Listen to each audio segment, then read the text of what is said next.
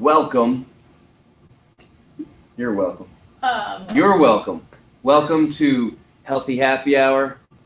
We are going to discuss tonight something that's on everybody's mind, and we're doing a double whammy on it. We're going to talk about COVID and keto. It sounds the same, but you get a C and a K. So I do have to start this off tonight and apologize from the bottom of my heart. I posted yesterday on Healthy Happy Hour page this amazing pumpkin pie filling.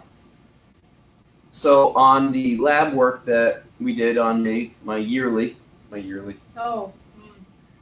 eggs are still out, both yolks and whites. IgG reaction sucks something big because I love just throwing tons of eggs, probably 5 or 6, and throw ham and cheese and peppers and garlic on it, thyme. I mean, it's a thing for me. It's like an event. And I've been a good boy, a really good boy. So By not eating eggs. by not eating eggs. Yeah. So I decided I wanted to make pumpkin pie filling because it was a little cool in the air, despite still being summer. And put everything at the back of the can said in organic form, and there's 2 different ingredients that I swapped out. One, I used Keto Sweet from Guy Gone Keto. So stevia, monk fruit, and allulose. You do literally the exact equivalent of sugar. The one caveat I did, instead of 3/4 a cup of the Keto Sweet, in this case, or sugar, I used half a cup of it, and then 1/4 cup, get this, brown sugar swerve. That added a little yeah to it. Now, what do you do with no eggs? Well, I thought to myself, and I wanted to get it jelly-like. And he cannot have chia seeds. Right. So we can't do the chia. And that would have just been really weird. It Chia would have been seeds in pumpkin pie. It would have been a weird different texture, yeah. So what did I do? I used a gelatin pack, and I mixed that up in the blender. Thank goodness for how old is the Vitamix? The Vitamix, yeah. Vitamix. So like 20 years old now? No, it's older than Athena. Maybe like 15. 15 years. This Vitamix has been cranking. We got it at the Builders Convention down in Orlando. Yeah. Who said that the pitchmen don't work? Yeah, they got us over there. She was hooked that you could make soup on it and heat it up. I never made soup. No. It doesn't really heat up. And the peanut butter, yeah, we had to get a replacement, but. So that was what happened. We ordered a replacement. Yeah, it was. Anyway. We've had this one. So I put the pumpkin pie. How do we get so off topic? I put the pumpkin pie in the oven, and it's like bubbling up. It's not gelling. So Athena, the young owl, tells me, the wise one, Daddy, it's gelatin, not eggs. You don't bake it, you put it in the fridge. So I put it in the fridge, and guess what? It got solid. It worked. And it was amazing. Gave it to the kids, and they were devouring it. So I wanted to bring it for you tonight at Healthy Happy Hour and experience you watching me eating it because it's delicious. So I left it at home after I picked up the littlest one from kindergarten today. She went to kindergarten and I didn't cry. Yay. 3rd time's a charm. Yes. Anyway, I might cry though if I go home and Xander got into it and it's gone. No promises I won't. So what do we have in the fridge to share with you? Yeah. Salt and pepper venison sticks by Chomps. They're good. It's grass-fed, grass-finished. I'm not making a penny off of it, but I'm eating it. But we also have in the fridge. Remember a few weeks ago we had Shantae's buckwheat carrot muffins? They're still in the fridge. They're still in the fridge. We're not eating them. If you would like a sample, come on in. They will be there. This will not. Yeah, no. Please, man. Uh-huh. So it wasn't delicious, and the pictures are there. The Jim's pumpkin pie filling. So, Shantae. Yeah, Jim. Pete and Repeat were in a boat. Pete fell out. Who's left? Repeat. Pete and Repeat were in a boat. Pete fell out. Who's left? Repeat. Pete and Repeat were in a boat. Pete fell out. Who's left? The other Pete. Oh. We could be here all night, folks. So let's get to the real stake COVID of this. Keto. COVID and keto. Keto. Let's face it, COVID has been around since the dawn of time. While this variation of COVID-19 appears to have been around for only a few years. With that being said, it's here to stay and most likely is going to remain on our planet for all eternity. So are we going to cower and live in fear? I think not. Well, you're not. I am not. But for those that are watching this here and haven't left their home, are you going to ever leave your home again? Is life now a self-inflicted prison of the innocent? For, unfortunately, a lot of people still that we've kind of passed by and forgotten about, the answer is yes. And there's stories of some who built bunkers in the 1960s to save themselves from the nuclear attack from Russia, and they never came up for a long time. There's some movie made about that. It was a terrible movie. One of them that I saw, they had Twilight Zone episodes on that. Yeah. And the nuclear war never happened. And after only a short period of time, the human mind, it actually begins to change and lose. Take it over. I'm going to go get the key for the new place. Wonderful. So we always moving and shaking here at Functionised. Good deal. How we doing? All right. It's going good. I want to have 2 keys made. Basically staying here. So I'm going to give you this key. I gotta love it. Okay. COVID's not new. COVID's not going I want to show anywhere. you how to turn the mic. Those that want to In the middle of doing adapt feed. and But, function what's the will secret? do so. Circuit break here. I got a No. Oh, Circuit Let break Jim here. finish this off. I don't want to steal his thunder. Okay. Don't want to steal his I see it. thunder. So let's smoke So it we're back gonna in for keep you. going. Okay. Fire extinguisher in the back. No, Let me lock up. I'll give you the key. talking about the Oh, fit clinic coming up in October. That's what we're doing. We're going to the fit clinic, October 1st. Now it's official. There's the key. I'll get the key in a second here. So where were we? Where'd you leave off? I basically said COVID's not going anywhere, so we have to adapt and move on. My biggest concern is the individual's ability to function in society. Because when you're in a prison, your mind goes. When you're in a self-inflicted prison, the mind goes. People, they start to lose it Absolutely. big time. And it's desocialized. And with social media, people are already becoming desocialized, right? I mean, like this, getting that text neck, getting all the aches and the pains, not even realizing or caring. And people are going to be unable to function in society, unfortunately, anymore. Perhaps this resonates with some, and unfortunately, it appears that many minds are actually too far gone to understand real facts as opposed to fear and statements, such as the previous are met with violent outrage. And this aspect is terrifying. Yeah. When people are confused like this, they, well, you see what's happening out in the world. Irrational behavior. One has a greater chance of dying in a motor vehicle accident than COVID-19. The chances, and by the way, any of these statements that I'm making and going to continue to make are backed up and in the show notes that I'm going to put on the Healthy Happy Hour section of the Functionized site. I've got listed all the references that are either research journals or straight from the CDC, World Health Organization. So I'm not making these numbers up. The chances of death by motor vehicle accident can be decreased or increased based on a variety of factors such as airbags, seatbelts, distracted driving, impaired driving, health of the vehicle, reaction time by the driver, etc. The same goes for COVID-19. It's apparent that if one has a metabolic condition and continues consumption of glucose-laden foods, take it, Shantae. Can't see anything, Jim. I left the light on. Goodness gracious. Okay. Oh. Any questions? No, I'll take care of this tomorrow too. Okay, take care of that tomorrow too. You know, if I wore my glasses, you know, I just, there you go. Oh. Driving. It's dangerous You talking in about any the clinic? situation. All right.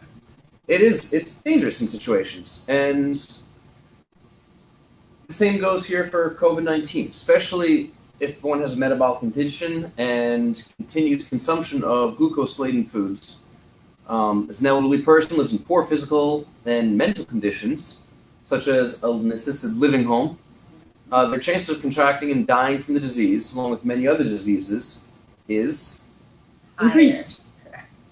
This means a senior citizen who lives in an assisted living facility and consumes a breakfast of, say, coffee, juice, bowl of cereal, with milk, of course. Maybe lunch is a sandwich, some sort of piece of fruit. Dinner, it's going to be pasta. Most people will drink a soda, or again, milk, because it does the body good for that generation. And as we know, we've greatly disproved that. We're not cows. And perhaps a cookie or a slice of pie or cake for dessert.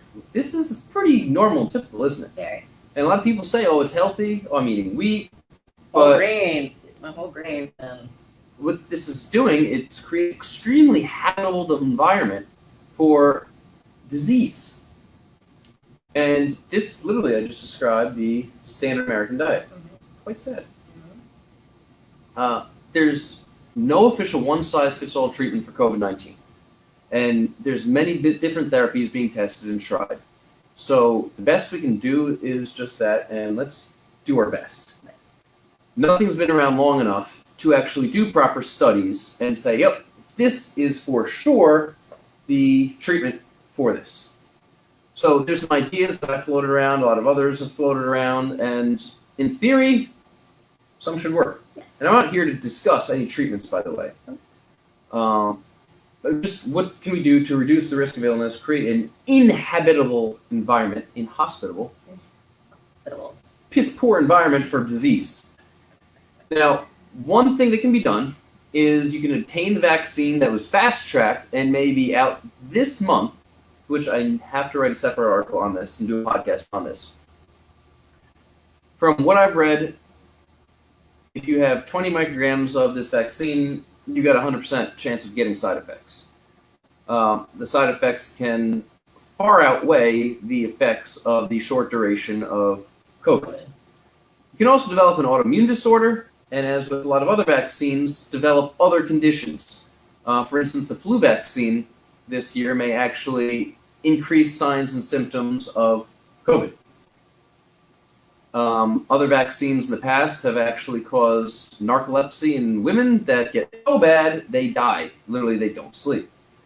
So by fast-tracking a vaccine that could be overly harmful for you, could be also negligent.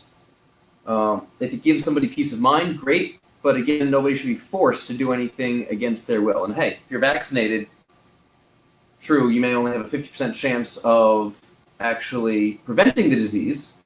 That's not a true vaccination. But you should feel safe. It's like wearing a mask. If you want to wear one, that's great. You should then, therefore, be protected and safe. Data for 20 European countries actually found the probability of developing and dying from COVID-19 is negatively correlated with mean population vitamin D status, which means that both probabilities reach zero at vitamin D levels above 30 nanograms per milliliter. What does this mean? Have 30 nanograms per milliliter of vitamin D in your blood, easily, cheaply tested, $10. Chances of getting COVID with high enough vitamin D levels greatly dropped. Get your sunshine, and now in the Northeast here, start taking a lot of doctors I see recommend like 4,000 IUs. That's not enough. Right. And the chances of getting vitamin D toxicity is like nil. You got it. I mean, negligent amounts of vitamin D. Right. It's like the guy that decided I'm going to drink. How much colloidal silver did he drink? A lot. Crap ton. More than a crap ton. Because Yeah. I was drinking a gallon jug of the colloidal That's silver true, that we're you were. making, and I was a-okay. This were guy fine. just drank until it turned blue. In this case here, for me, I'll tell you, I personally take 10,000 IUs a day. If I Fine. know that I'm going to be in the lab all day, I'll take 10,000 IUs. If I know I'm going to get some sunshine, I'll take 5,000 IUs. If I know in the middle of summer I am literally going to be outside all day long, meaning like 7 a.m. until the sun sets, I won't take it on that day. Unfortunately, it's rare because as you get older, as you get more cultured, you work a lot more. What the crap? I like kids like playing. Oh, yeah. If you develop signs and symptoms of upper respiratory infection, which can often happen here, lower respiratory infection, COVID as well, hydrogen peroxide, food grade, in a nebulizer has been shown to do wonders.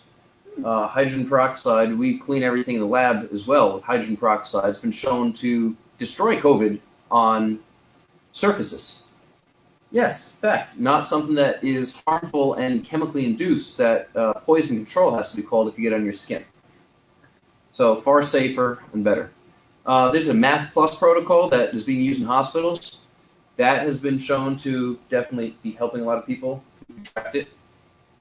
And many more therapies. And the one I'm here to discuss, especially tonight, is ketones. What can be done with more ketones in the body, and how do you actually do it? The purpose of my research really is to hone in and understand how to have more ketones and what they're going to do for the body. And it's interesting that it appears by optimizing your metabolic health, it may actually be an effective way to mitigate the severity of a COVID-19 infection. That's because when you're not metabolically flexible, you're not insulin resistant, and insulin resistance and diabetes are significant risk factors. And let's rattle your brain on this one here. Oh, yeah. So, as I've discussed many times before, a ketogenic diet was developed as a very powerful treatment for pediatric epilepsy in the 1920s. I'm trying to say epilepsy 10 times fast, you have a stroke. It's The dawn of an not anti-seizure... Friday, so... The dawn of anti-seizure drugs in the 1930s put a keto lifestyle on the shelves. It was actually a thing back in the roaring 20s. And then the Great Depression 30s, people actually would do fasts more in the 60s, the hippie 60s. Mm-hmm. So right now we're like roaring and hippies, and we fast. And We're roaring hippies. we're roaring hippies. Okay. In 2020, this year, so if you're watching this in the future, you'll be in the past. And so I'm saying it's 2020. We face a growing epidemic of insulin resistance, including its effects such as diabetes, heart disease, increased susceptibility to viral infections. Now here's the brain rattler. As of 2018, 34.2 million Americans have a diagnosis of diabetes. I did the Wilford Brimley. I heard it. This is a 1 in 10 chance of contracting diabetes. That's 1 in every 10 people. It's 10%. 88 million people have prediabetes.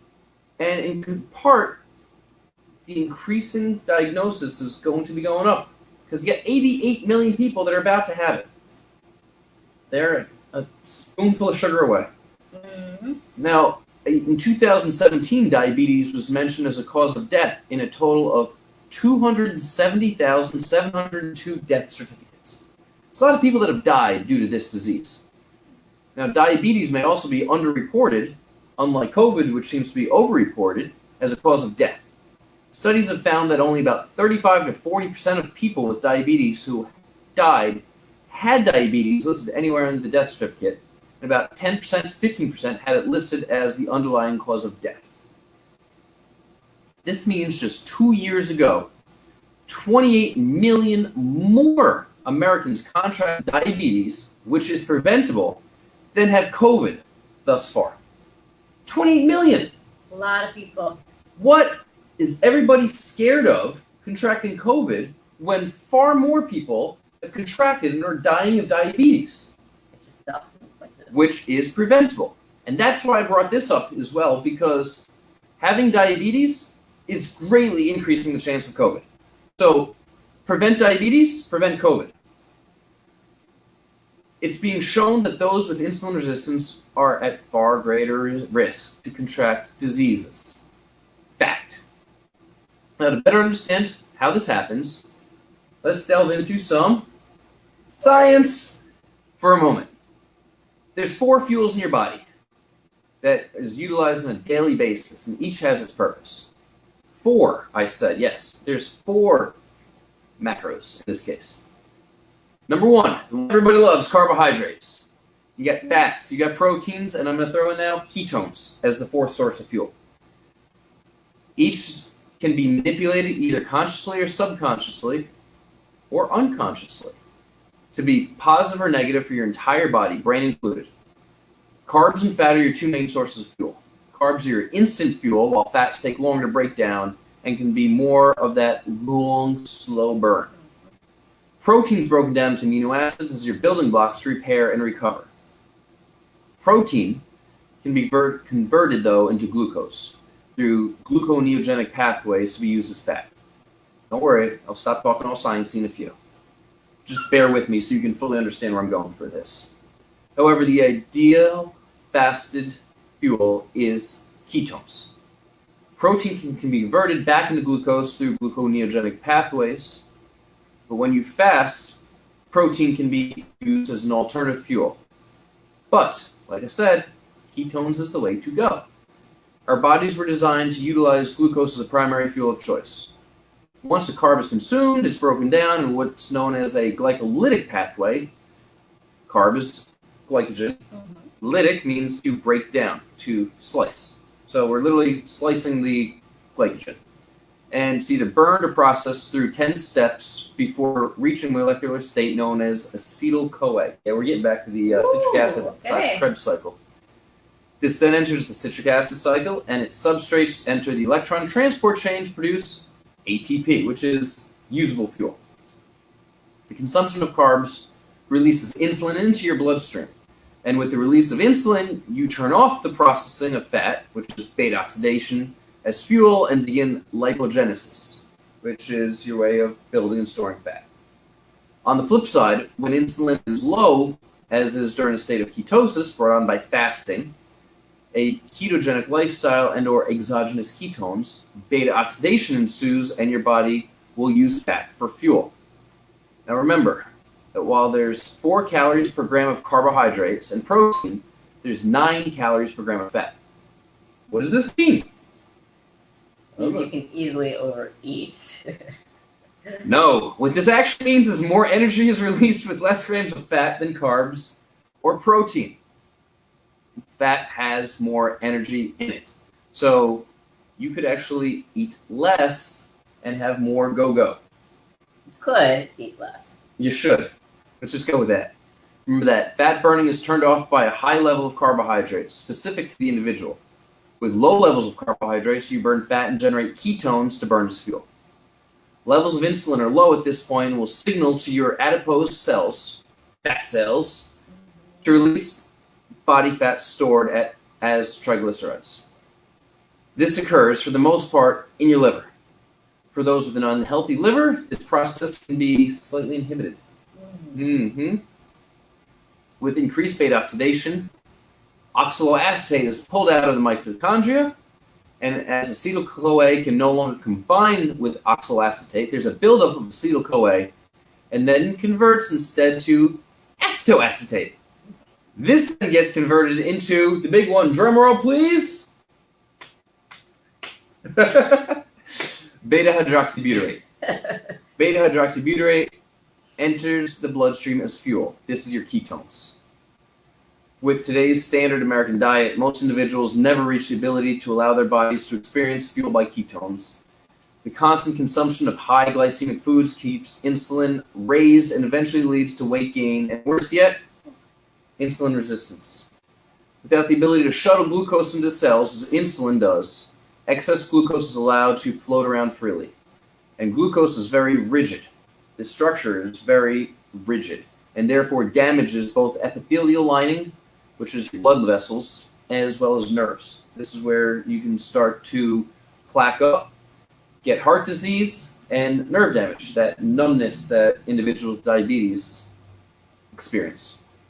When it comes to a ketogenic lifestyle and viruses such as COVID-19, the keto bread is in the keto bread pudding. Oh, thank you. Many health officials talk about social distancing and mask wearing, but don't even dare to address an issue that puts so many at risk, and that is metabolic dysfunction. The virus exposes this risk and is capitalizing on individuals' lack of desire to be well. There's extreme bias in the thinking of humans and how we react. the fact that human decision making is done out of fear as opposed to full accounting of fact proves disproportionate. A true balance in our lives as individuals must be realized in order to achieve a true balance as a world that must either come together or fall apart. We spend an absurd amount of money each year in sick care as opposed to health care and watch the numbers of the sick rise higher and higher. Instead, we have a free installation of health care in our bodies, and it's called ketones. This is extremely potent and powerful, and ready to be accessed to those who are ready to step out of fear and into reality where false evidence appearing real does not exist. Remember that in life, we cannot control anything, but merely increase or decrease odds of an occurrence. Staying locked up in a prison without proper sunlight, proper nutrition, and exercise while we gain weight and become insulin resistant is a method to contract disease. Your choice. What are you going to choose to do from here? I thank you personally from the bottom of my heart for being here on Healthy Happy Hour, and pray that Alexander the Great, our little boy, has not eaten the rest of the pie filling, which is keto, by the way. Oh, child. So help you. Again, I thank you from the bottom of our heart and joining us for another Healthy Happy Hour. Please share this with your friends, share this with your family, and come on into the Fit Lab. Take a spin-a-rooney on our Fit 3D, the most highly advanced laser technologically advanced. I sound like Austin Powers saying something twice. October 1st is a Fit Clinic. It's a monthly membership of healthcare. Something that is not being done. No need to be worried about confusing deductibles, overpaying for copays, being managed by insurance companies instead of managed care by you and your physician. October 1st, we officially open. However, you can get started right now. DM us, and we will get you set up. So, thank you from the bottom of my heart. Once again, I am Jim, your mad scientist and chief of human performance here at Functionised. Thank you. I'll see you next week. Thanks, you beauty, Braun.